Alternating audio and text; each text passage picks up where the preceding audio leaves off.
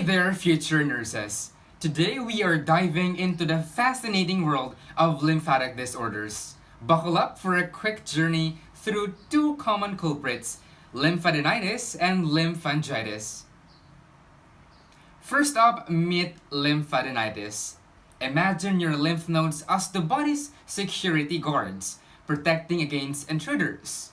But sometimes they get a little too trigger happy, leading to lymphadenitis, a fancy term for swollen lymph nodes. Symptoms? Think of it as the body's way of waving a red flag. Swelling, tenderness, maybe even a touch of warmth. It's like your lymph nodes throwing a party, but you weren't invited. So, how do you avoid these gate crashers? Good hygiene, folks. Wash those hands, take care of wounds, and if you're feeling under the weather, give your nodes a break. Now, let's talk about lymphangitis, the inflammation of lymphatic vessels. Picture these vessels as your body's expressways, ferrying immune cells to where they needed. But sometimes they hit a traffic jam. Symptoms? Red streaks on your skin, swelling, and a touch of discomfort. It's like the body's signaling, hey, there's a detour ahead. Early treatment is key, folks. Antibiotics are like traffic controllers, clearing the path for those immune cells. And do not ignore the signs. So, there you have it. Lymphadenitis and lymphangitis. Remember, your lymphatic system is a superhero squad. Stay healthy, stay informed, and until next time, keep those lymph nodes in check.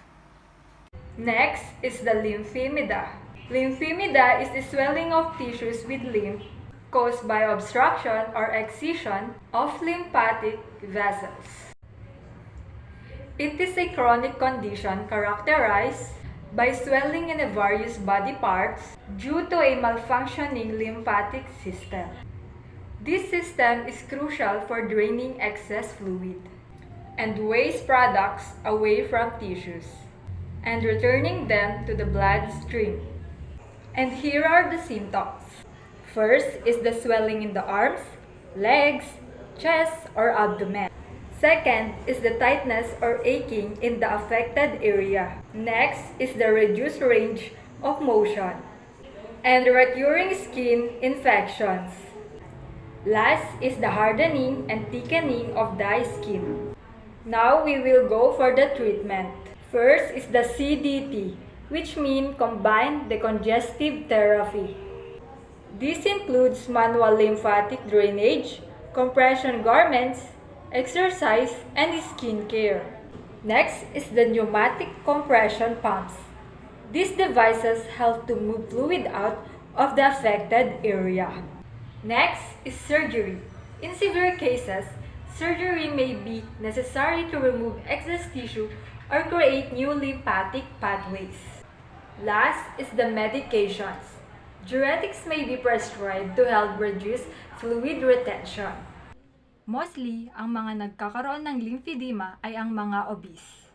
Hindi naman exactly na sila lang, but based on research, those who have extra fatty tissue affects the lymphatic channels in some way. Para silang drain sa ating sink na naklag doon, na habang nandoon sila na naklag, lumalaki sila, tumataba, kumbaga. And thankfully, may treatment para dito, para hindi lumala at maagapan agad. Next is the lymphoma. Lymphoma, any neoplastic disease of lymphoid tissue. It is a cancer that originates in the lymphatic system, a network of vessels and tissues responsible for fighting infection and maintaining fluid balance in the body. It affects the lymphocytes, a type of white blood cell crucial for the immune response. There are two types of lymphoma. First is the Hodgkin lymphoma. Hodgkin lymphoma, it is characterized by the presence of specific cells called Reed-Sternberg cells. Based on research, it accounts for about 10% of all cases. The second one is the non-Hodgkin lymphoma. Non-Hodgkin lymphoma, more common, encompassing a diverse group of lymphomas with varying characteristics and behaviors. The differences between the two is that Hodgkin lymphoma is a type of cancer that affects the lymphatic system, while the non-Hodgkin lymphoma is a type of cancer that begins the lymphatic system. Hodgkin lymphoma affects the lymphatic system. Non-Hodgkin lymphoma begins in your lymphatic system. And for the symptoms of lymphoma vary depending on the types and location. But common ones include swollen lymph nodes, often painless, more on neck, armpit, or groin. It also includes fever, night sweats, unexplained weight loss, fatigue, lost appetite, skin rashes, and chest pain or shortness of breath. And for the treatment depends on the type and stage of lymphoma, but may include chemotherapy. Chemotherapy is a drugs that kill rapidly dividing cells. Next is the radiation therapy, is a high energy rays that aim at cancer cells. Next is the immune therapy, a medications that boost the immune system to fight the cancer cells. Last is the stem cell transplant, a procedure that replaces damaged bone marrow with healthy stem cells.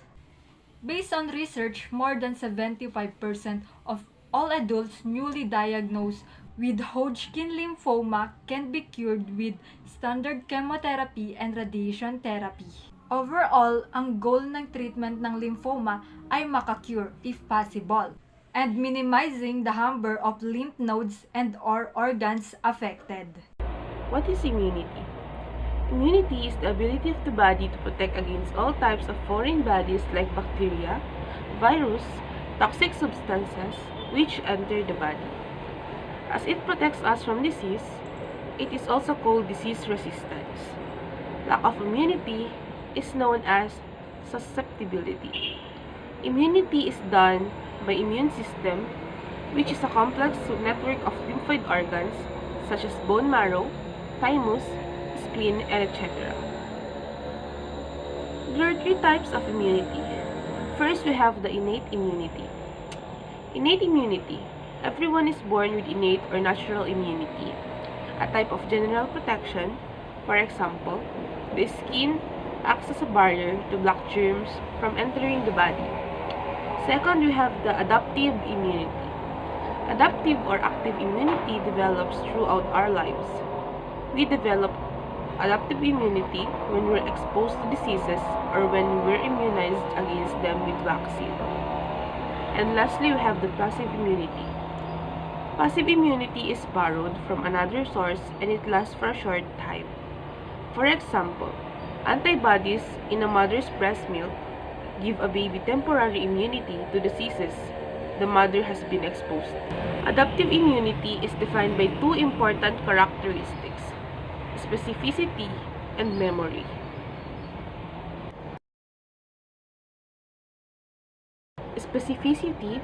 Specific immunity, also known as acquired immunity, is developed after the body is exposed to specific pathogens as a form of future protection.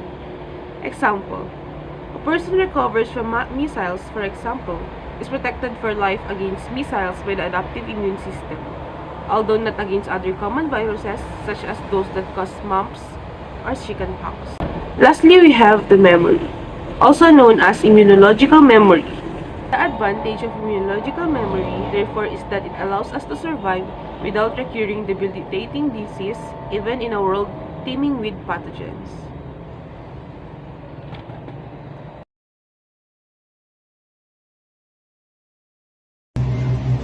Memory is the ability of adaptive immunity to remember previous encounters with a particular substance. Thus, future responses are faster, stronger, and long-lasting. Certainly, in the medical context, memory refers to the cognitive function involving the storage and retrieval of information in the brain. It is crucial for various mental processes, including learning, reasoning, and recalling past experiences. Memory is often categorized into different types, such as short-term memory and long-term memory, each serving distinct roles in information processing. Issues with memory can arise in conditions like dementia, Alzheimer's disease, or other neurological disorders, impacting a person's ability to remember and function effectively. Ang memorya ay mahalaga sa ating pang-araw-araw na buhay dahil ito ang nagbibigay daan sa atin upang mag-aral. Pinapayagan tayo ng ating memorya na magtaglay at mag-imbak ng impormasyon, karanasan at mga natututunan. At gumawa ng desisyon, ang mga naaalala natin mula sa nakaraan ay nagbibigay sa atin ng batayan para sa paggawa ng mga desisyon sa kasalukuyan. Ito ay nagbibigay gabay sa atin upang maiwasan ang mga pagkakamali at mapabuti ang hinaharap.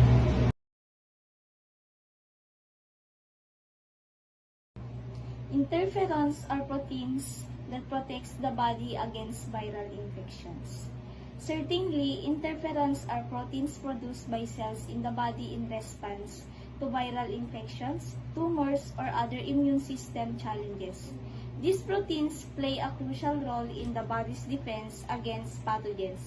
Interferons help regulate the immune response by inhibiting the replication of viruses within host cells and activating various immune cells to enhance the antiviral activities. There are three main types of interferons. We have alpha, beta, and gamma. Each type has specific functions and is produced by different cells in the body.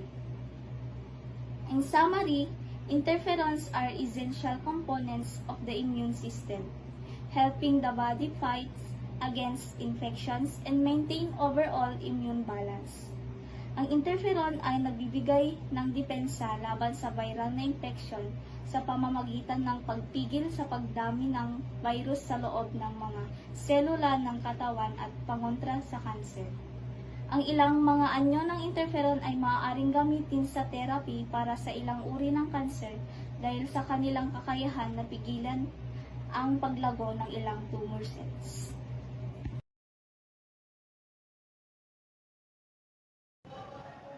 Complement refers to a group of 20 or so proteins that circulate in the blood in an inactive form, provides a major mechanism for destroying foreign substances in the body. Complement is an integral part of the immune system, consisting of a group of small proteins that circulate in the blood and tissue fluids. These proteins play a crucial role in the body's defense against microbial infections and in the modulation of immune and inflammatory responses. The complement system can be activated through different pathways, such as the classical pathway, the alternative pathway, and the lectin pathway. It also plays a crucial role in the immune response by promoting inflammation, enhancing phagocytosis, and directly destroying pathogens. It can also interact with other components of the immune system, such as antibodies and certain immune cells, to provide a comprehensive defense against infectious agents. One of the examples is when a pathogen such as a bacterium enters the body. The complement system can be activated to form a membrane attack complex, which creates pores in the pathogen's cell membrane, leading to its destruction.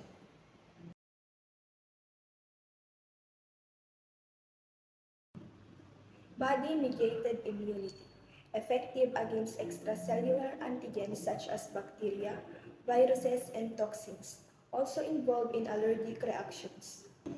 Cell-mediated immunity, also known as cellular immunity or body-mediated immunity, is a specific immune response that involves the activation of T lymphocytes to combat intracellular pathogens such as viruses and certain bacteria, and to target abnormal or infected cells. Body-mediated immunity plays a critical role in recognizing and eliminating cells that have been infected or transformed, thereby contributing to the body's defense against various diseases, including certain types of cancer. This type of immunity also involves the coordination of different types of T cells, such as cytotoxic T cells, helper T cells, and regulatory T cells. each with specific functions in mounting an immune response. Example is, in the case of a viral infection, cell-mediated immunity mobilizes cytotoxic T cells that can recognize and destroy virus-infected cells, limiting the spread of the virus within the body.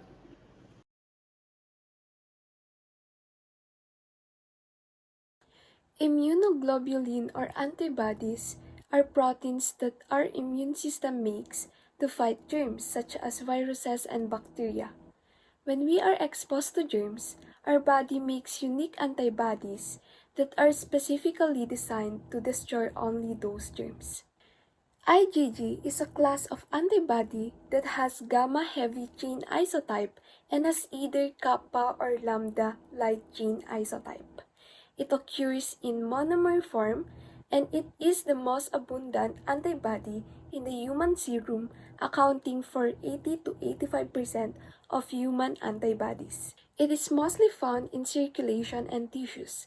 Besides blood, these are predominantly found in lymph fluid, cerebral spinal fluid, and peritoneal fluid, and it is the only antibody that can cross placenta. Thus, it enables mother to transfer her immunity to the fetus, which is important because immune system of a newborn is not fully developed. IgG has four subclasses, which are the IgG1, IgG2, IgG3, and IgG4. IgG is released by plasma cells, and it is a major component of humoral immunity. And lastly, it is also effective in complement activation. These antibodies activate complement by classical pathway.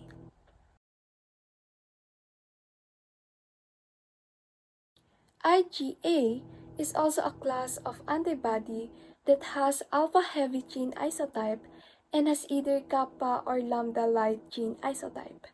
It occurs in monomer as well as in dimer form.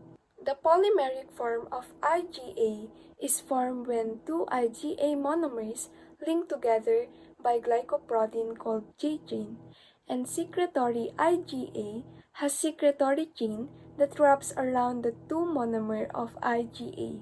And if you remember what I said, that IgG is the most abundant antibody in the human serum, well, in IgA, it is the most abundant antibody in the human body. It is present in external secretion like breast milk, saliva, tears, and mucous membranes.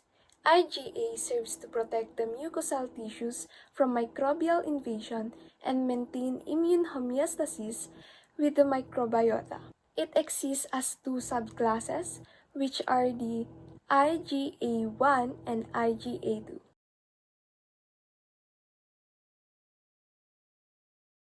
IgM acts as antigen binding receptor on surface of B cells, responsible for transfusion reaction in ABO blood system.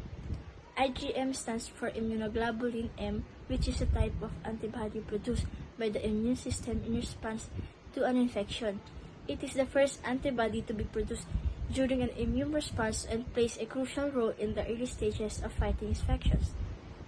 IgM antibodies' principal purpose is to initiate an immunological response to pathogens. They are efficient in the early stages of an immune response, aiding in the neutralization of pathogens including bacteria and viruses. IgM antibodies also help to activate other immune system components, which contributes to total infection defense. IgM antibodies have a pentameric structure, which means they are made up of 5 antibody units that are joined together. Each unit, known as monomer, consists of 2 heavy chains and 2 light chains. This pentameric structure gives IgM a higher molecular size than any other antibody classes, which contributes to its efficient role in pathogen agglutination, or clamping together. IgM's structure allows it to be effective in the early phases of immune responses. Anti-A or anti-B antibodies developed in response to the ABO blood group system are exposed or examples of IgM antibodies. When people with blood type A are exposed to people with blood type B, their immune systems develop IgM antibodies against type B antigen.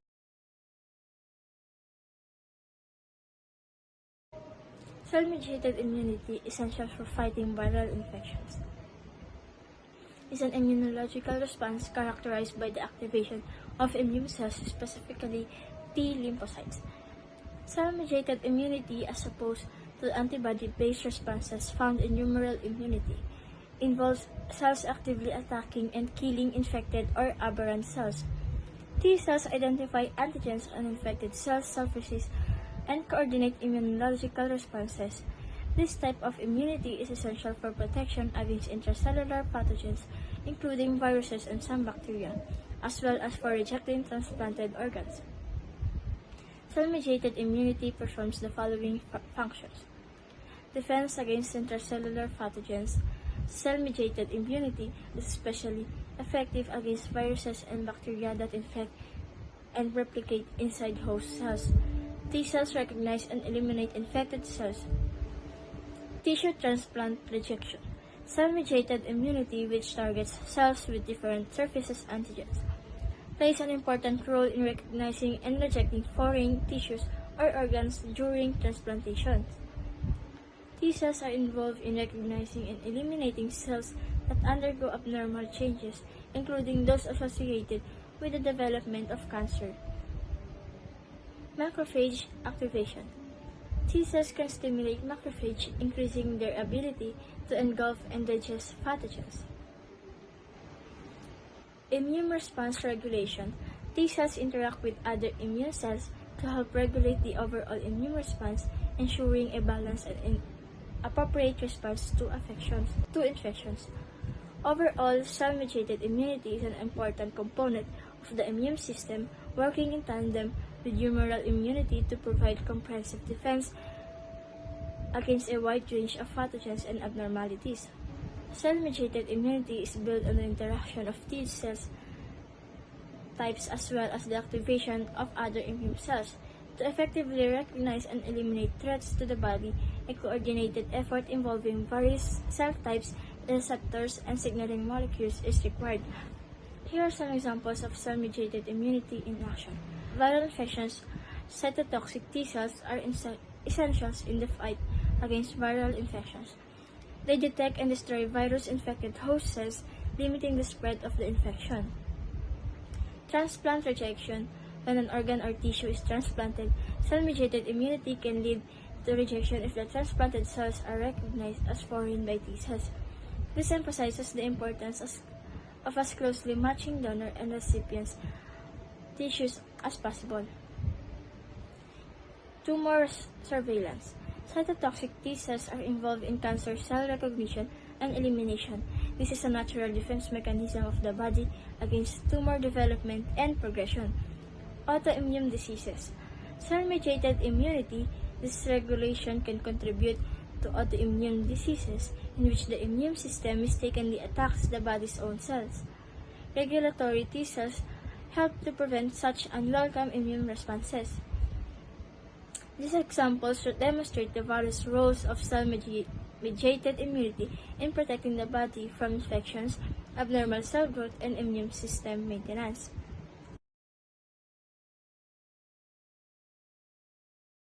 In the last but not the least, the immunotherapy treats the disease by altering immune system function or by directly attacking harmful cells through stimulation and inhibition. Immunotherapy is the treatment that uses a person's own immune system to fight cancer by boosting or changing how the immune system works so it can find, target, and attacks cancer cells. How does immunotherapy work? Immunotherapy works. Some immunotherapy drug helps the immune system work harder and smarter to find and kill cancer cells. Others add to function already found in the immune system. How is it different from chemotherapy?